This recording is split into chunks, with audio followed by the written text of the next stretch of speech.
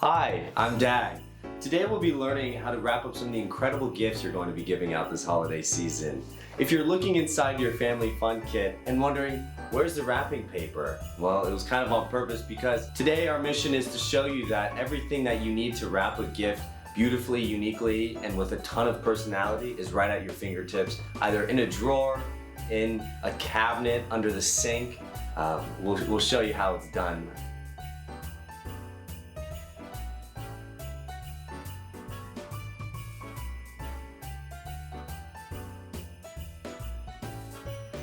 In this red box, you'll just find 100 yards of red ribbon, which is plenty to wrap all your gifts this holiday season. I love being resourceful and creative and using just everything at my disposal. So today we'll be decorating our box right here with this very ubiquitous form of paper, which is a brown paper bag.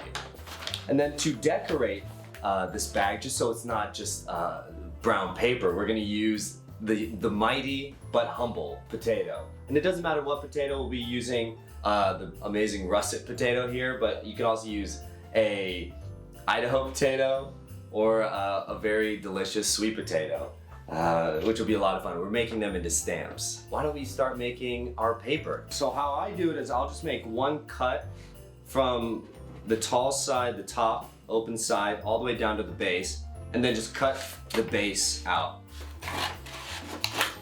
And you don't have to be perfect. At the end of the day, it is a paper bag, so if you do mess up, there's probably another one. And then here I just will cut along the base.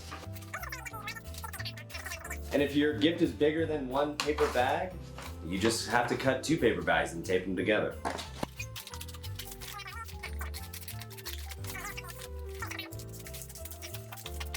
There you go. And then I like to use these maybe for the card that you can make later, the to and from card. You can write a little note inside and say to and from, but I'll also use it here just as like a little paint tray, which we'll be utilizing later. Now that this has kind of been made, what we want to do is move on to our stamp piece, which is our potato. So we're gonna have to fold this up and set it aside. I prefer, you can buy any shaped potato. I think sometimes having like a nice round middle is really helpful. So I'll just cut it in half, right down the middle. It's a real live potato, it's great. Wish it was French fries, but oh well. So today I'm gonna do a triangle to kind of replicate this Christmas tree design. It is a little dangerous, so cut with caution. I always kind of cut the face of the potato first, just so I kind of have my guidelines, and then I carve into it. I think I'm gonna do kind of like a triangle like this. And you don't have to go too deep, you can always go deeper. And it is a potato at the end of the day, so if it fails, you could just eat it, which is great. And then I do that down cut, and then I do one side cut, and the piece kind of comes out perfectly. And then these pieces, I wouldn't throw away because you can always use them and make like little stamps out of them, which I kind of use to make little gifts and like the light, the little red lights on this present. So always save your little scraps, you never know when you're gonna need them. And then I'll just keep cutting. And there you go. You have a great little triangle. There's a little piece here. You can always clean it up. I don't mind. I kind of want the point there.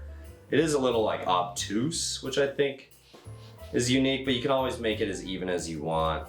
Just kind of carve to make it a perfect, even triangle. So now that we have the shape of the potato all kind of cut out and formed, we can bring the paper back and it's time to kind of decorate it a bit.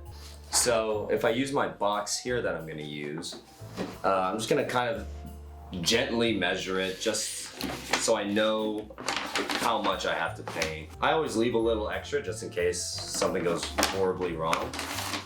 I think it's like kind of enough. I might cut it a little bit just so I don't have to deal with so much. And so once I get it kind of to the right size, like as you can see here, and basically what you want is for the paper to be able to kind of wrap over on itself at least halfway. I usually go a little bit more than half just because I like to fold in this edge so there's not like this live edge that's kind of creased and just jangled a bit. So once we have it right to size, we can kind of put this box back to the side and just save that to when we're actually wrapping the gift. So using my triangle piece, I'll dip it in some of this green color here. And you can do whatever colors you want. I think the more fun you have with it, the more it's you and the more it's meaningful. So here I'll just kind of make one, couple stamps. And I'm always a little bit messy with it. Like I like these little blobs that kind of fling off as you lift the stamp up a bit. Just because it gives it a little bit of that human element to what you're making. And once you kind of get the rhythm down, that one was not nearly as perfect, but it's fine. You are making art with a potato at the end of the day.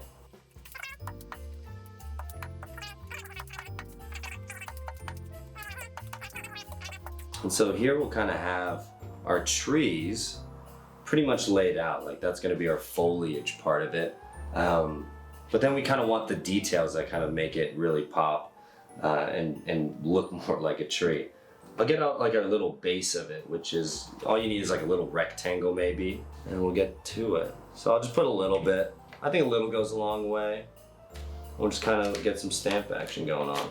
And you know, not all trees are the same, so you know, spin the stamp a little bit. Some have longer trunks, some have shorter trunks, some are wider. It's always fun to show a little personality when it comes to these trees. And then anytime I'm trying to do like some finer details, I'll just find like a harder corner spot of the potato and just kind of give it a little dab so the corner is just dipped. And the more you dip, the more paint, so the bigger the blob. So once the lights are on, or the red dots, I think it's always fun to have gifts at the bottom of the tree. It just adds a little more color to something that's a little basic. Here we'll just utilize a lot of those like nib end pieces, the things that kind of chunked off. And here I like to really use the uniqueness of them all. So some of them were kind of small, other ones are, you know, a little chunkier. This one's like almost a perfect square, and this one's like a little bigger square. So it's always fun to kind of see the uniqueness in the potato, and I can't believe I'm talking this much out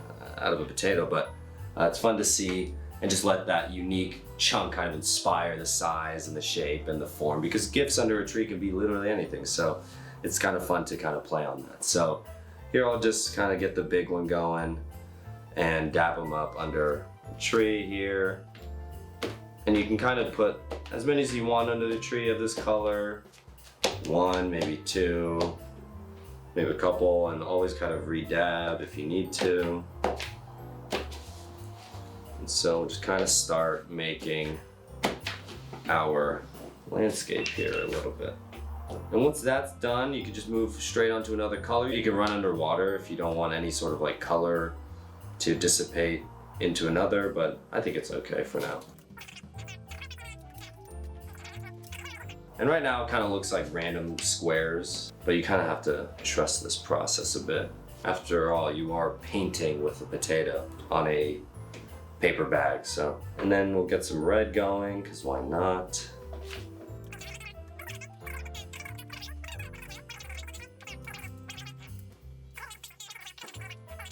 The bigger ones, you know, I do less, and then the little ones I do a little more. And then I use like the thinnest one to kind of fill in the gaps with usually like a brighter color, like a white or a yellow, just to kind of give it some vibrancy. And you can even like go two different colors on some, because there are gift wrapping paper that are multicolored, such as this one.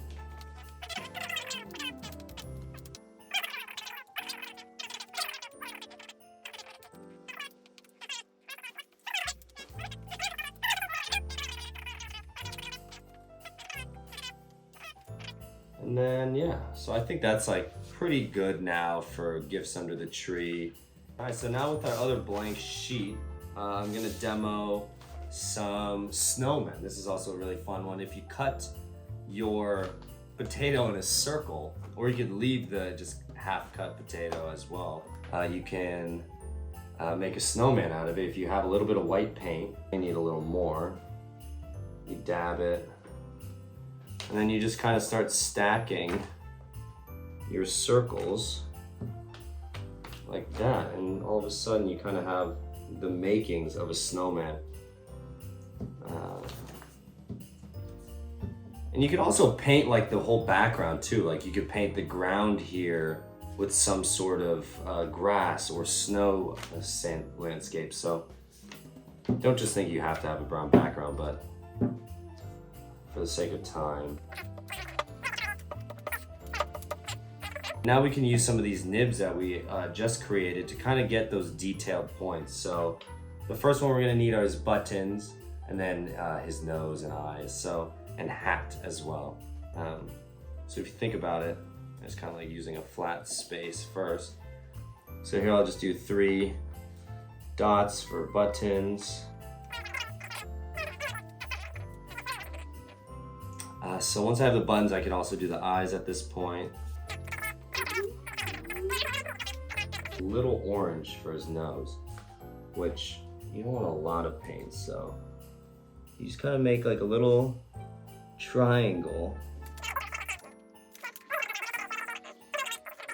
And what does every snowman need is a top hat, so, oops. We kind of can make I usually just use one square shape and then kind of drag the paint out to make one of those top hats. So I like doing like a square up top, and then I'll get a thinner piece just to make the brims of the hat. I'll just kind of go one to the right and then one to the left. In the sky, what I like to do is kind of make this kind of teardrop shape. And you can do a lot with this, you know. I mean, this size is quite large, so they're gonna be humongous, but they kind of look like a snowflake or a star, or you can make them look like a flower if you want. And I'll just demo a couple of these and dip it in. All right, and you can kind of do, we're gonna do like a 5-star or 6-star, I guess, method here. So you do 1. So this is kind of like, it looks like a basic snowflake. To make it more, if you want to do a flower, you can get another nib and get just a different color, let's say blue. You can kind of put like a dab of color in the middle of it, but we can kind of keep making these in different colors all that we want. Again, I don't really care about cleaning my potato right off the bat. I kind of like having 2 colors. So here I'm kind of using a purple and blue and white. I think we do one more snowflake as well. You know, you can put like different jags in it and nicks, which will then kind of give the snowflake a little more character, just like in real life. And so once we have this, you know, now you just have to let it dry a bit, and then you can wrap your present, which is what we're gonna do next. So here, let me get my wrapping paper out. Mine already dried, like I said. It's a little bit of movie magic. There's a couple less snowmen on this one and a little bit more trees. But what happens in the drying process is sometimes a mystery. Let's just get to wrapping. So first, I like to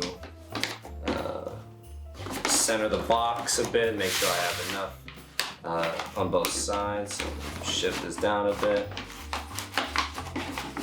All right, there, that's pretty good. And so right now I'm basically gonna make like a tube, like a little gift wrap cannoli, if you will. And so I'll get my tape out.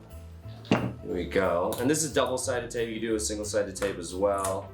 Double-sided tape just means 2 sides are sticky. Like that. Plant that down. Make sure that's good. From here, I'm just gonna tuck in my sides here, just like so. And really like try to massage these corners in. And then once you have it kind of butt up against it, then you can kind of crease there. Do the same down here and just kind of do like a nice little pinch. And then since this is the bottom side is up right now, we'll put that side down first. You kind of have to play with it. And then you're gonna bring technically what is now the bottom side, which is technically the top side, you're gonna bring that here. So it kind of overlaps this bottom side. And because it is a little bit of a harder piece of paper, you are gonna wanna like kind of massage the corners a bit and really like help the present form into it. All right, so let's just do the other side a bit. Again, just gonna bring in those sides first.